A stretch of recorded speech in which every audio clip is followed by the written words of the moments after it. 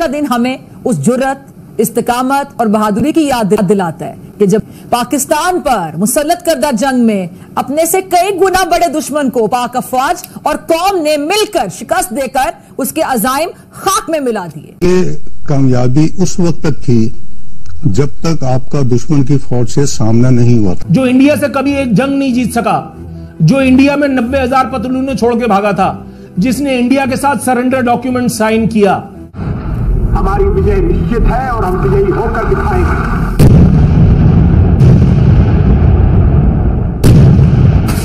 भारतीय जनरल्स ताकत के जोम में क्या चाहते थे, मैं जरा आपको याद करा, पार्टी करने के ख्वाब देख रहे थे, जिसे पाक फौज के बहादुर सपूतों ने अपनी जानों की कुर्बानी देकर नीस्तो नाबूद कर दी। हमारा बड़ा नुकसान हुआ, जानी नुकसान हुआ। हमने केटर नहीं किया था, जो लोग ऊपर बैठे थे सप्लाईज नहीं पहुंचा सके थे। हमारा ख्याल नहीं था। इंडिया तो बोफोर्स गन लेके आ गया, एयरफोर्स लेके आ गया। उनका ख्याल था कि थोड़े से होगा, तो ये तो बड़ी फ्लॉड असम्पशंस थी। शांति चाहते हैं, ये तो दुनिया ने देखा।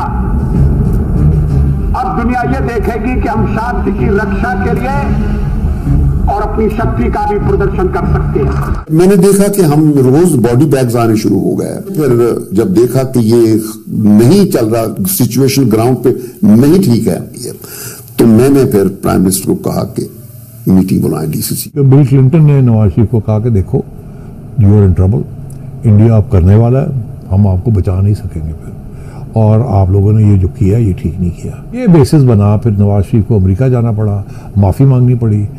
लड़ाई के परिणाम के बारे में भी मेरे मन में कोई संदेह नहीं है। हमारी विजय निश्चित है और हम विजयी होकर दिखाएंगे। दुश्मन की उस गलती का जवाब पाक फौज के सिपा सलाह आज भी हर पाकिस्तानी का लहू गरमा देते हैं, और वही जोशो जज्बा हम में जिंदा हो जाता है जिसकी दास्तानें हम बचपन से सुनते आ रहे। इंडियंस के पास रीइंफोर्समेंट भी थी, सप्लाईज भी रिकैप्चर कर रहे, सारा कुछ कर रहे। हमारे पास सप्लाईज भी नहीं थी, हमारे राशंस खत्म हो रहे थे, वी वर डग इन, हमारे पास रिसोर्सेज खत्म हो रहे थे, और लॉसेस, मैसिव लॉसेस हो रहे थे, because we were in bunkers. और वो कोई बाहर निकलते तो वो उनके एयरफोर्स ऊपर फिर रही थी। सो मतलब वी वर बीइंग पाउंडेड। और तो उस वक्त हमारी जो कैजुअलिटीज थी बढ़ रही थी, और लोगों, हमारे सोल्जर्स के rations had run out, starvation was setting in. Technically बड़ा बुरा हाल हो चुका था। ना मैं किसी औजी से डरता हूं, ना किसी फौजी से, ना किसी के बाप का दिया मैंने खाया है। जो बोलता हूं खुलेआम बोलता हूं, चाहे मेरा बाप नाराज हो, मेरी मां या मेरी बीवी या इस मुल्क का चीफ ऑफ आर्मी स्टाफ मेरे कद्दू से, जो सिर्फ इंडिया को हवा बना करके अपने दिफाई बजट में बढ़ोतरी के चक्कर में हर वक्त रहता है।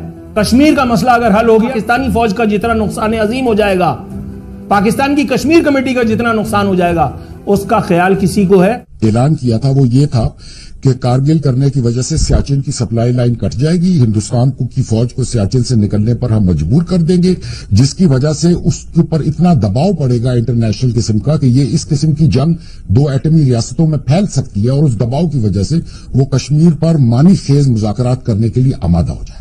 तो क्या इस तरह से एक्चुअली कारगिल ऑपरेशन का कश्मीर का उसको फायदा हुआ या नुकसान? बहुत बड़ा नुकसान हुआ, बहुत बड़ा नुकसान। वहां बेग करना पड़ा क्लिंटन को कि हमें बचाओ, और इन्होंने कहा जाके क्लिंटन को समझाएं, नहीं तो हम तो मारे जाएंगे।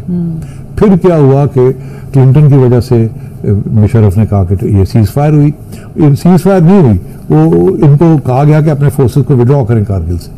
जब हमारी फोर्सेस को विड्रॉ हो रही थी तो इंडियंस ने पूरा बमबारी की, हमारे लोग और भी मारे गए बिकॉज हम रिट्रीट कर रहे थे। और ये कंडीशन थी, नहीं तो इंडिया ने इंटरनेशनल बॉर्डर पे कर देना था कुछ। कहना कि एक चीज क्या थी जिसने टर्न अराउंड किया सिचुएशन को, वो थी कि बूफर गन्स इंडियंस ले आए थे, वो अब हाईवे पे जो पाकिस्तान के तरफ ब्लॉक करेंगे।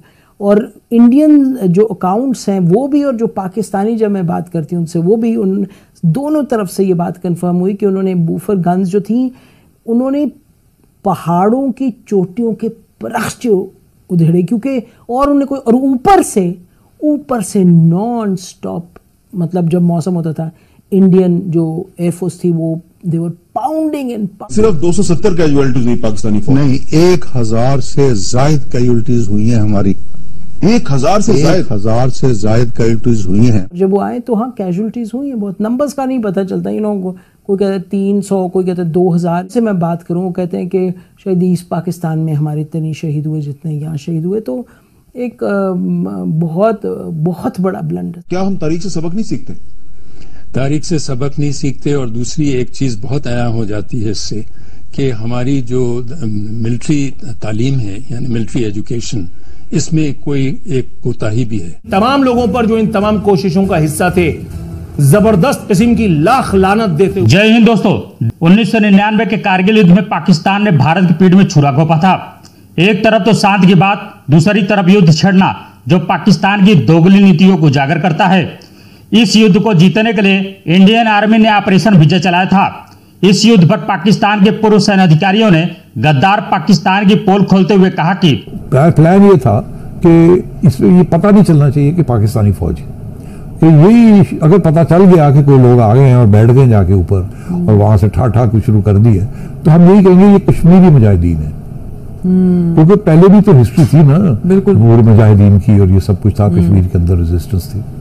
तो ये एक्सक्यूज, और इन्होंने नवंबर के अंदर ही प्लान बनाया हुआ था, पहले से बना हुआ था ये प्लान। मैं तो मोहतरमा बेनज़ीर भुट्टो को भी बताया था, उन्होंने कहा था पागल हो गए, हिंदुस्तान के साथ ये करोगे वो तो फिर चढ़ाई कर देंगे, ये छुपी नहीं रहनी बात, ये बड़ा मसला बन जाएगा, मत करो ऐसे।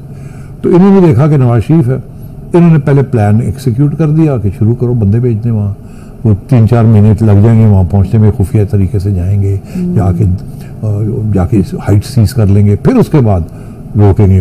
तो इन्होंने मिडवे जाके बताया नवाज शरीफ साहब, पहले आधा काम कर लिया और नवाज शरीफ को बताया, और नवाज शरीफ ने कहा ये तो मेरी इजाजत के बगैर आपने ये की, कैसे कर। उनको इन्होंने गोली दी कि देखिए ये कश्मीर मिल जाएगा हमें, हमारे लोग नहीं हैं, कुछ थोड़ी बहुत हम हेल्प करेंगे मगर पकड़े नहीं जाएंगे हम, और ये कश्मीर मुजाहिदीन के नाम लेंगे।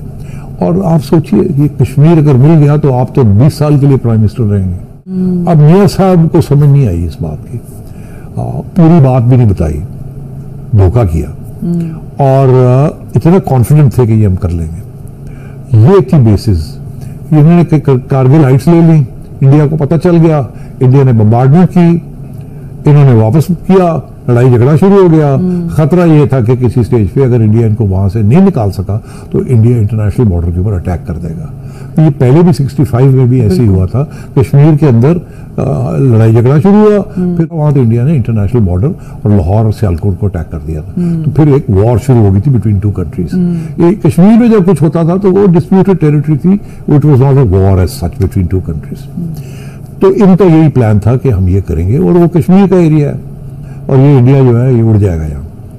तो हुआ ये कि इंडिया ने फिर जाके अमेरिका को कंप्लेन किया और कहा कि अगर ये यहाँ से नहीं जाएंगे तो हम कर देंगे वहाँ।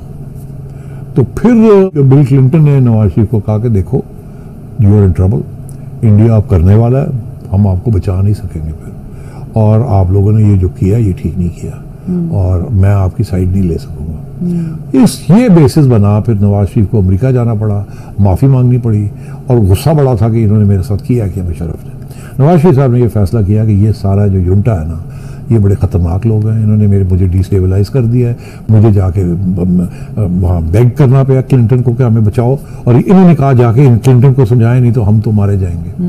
फिर क्या हुआ कि क्लिंटन की वजह से मुशर्रफ ने कहा कि ये सीज फायर हुई, सीज फायर नहीं हुई, वो इनको कहा गया कि अपने फोर्सेस को विड्रॉ करें कारगिल से।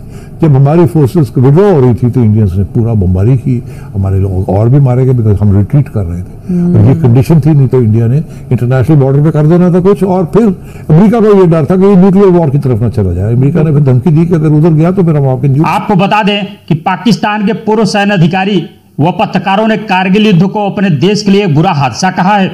इससे पाकिस्तान पूरी तरह से दुनिया में आइसोलेट हो गया। उन्होंने कहा कि पहले परवेज मुशर्रफ बड़ी बड़ी डींगे हाँकता रहा, लेकिन जब भारतीय सेना ने कारगिल में बोफोर्स तोपों को लाया और उसने हमारी सेना को तबाह करके रख दिया, हजारों की संख्या में पाक सैनिक मारे गए, तब मुशर्रफ के हाथ पांव कांपने लगे और वह नवाज शरीफ से मिन्नतें कर युद्ध विराम पर बात करने को कहा। तत्कालीन पीएम नवाज शरीफ दौड़ा दौड़ा अमेरिका गया और हाथ पांव जोड़ के युद्ध विराम कराने को कहा, लेकिन भारत ने सीधा इंकार करते हुए कहा कि जब तक पाकिस्तान के पास हमारी 1 इंच भी जमीन रहेगी तब तक पाकिस्तान से कोई भी बातचीत नहीं होगी। और अंततः 26 जुलाई को भारत की इस जीत को विजय दिवस के रूप में मनाया जाने लगा। आज के लिए बस इतना ही। वीडियो कैसा लगा हमें कमेंट कर जरूर बताएं। चैनल पर नए हैं तो लाइक, सब्सक्राइब और शेयर करना ना भूलें।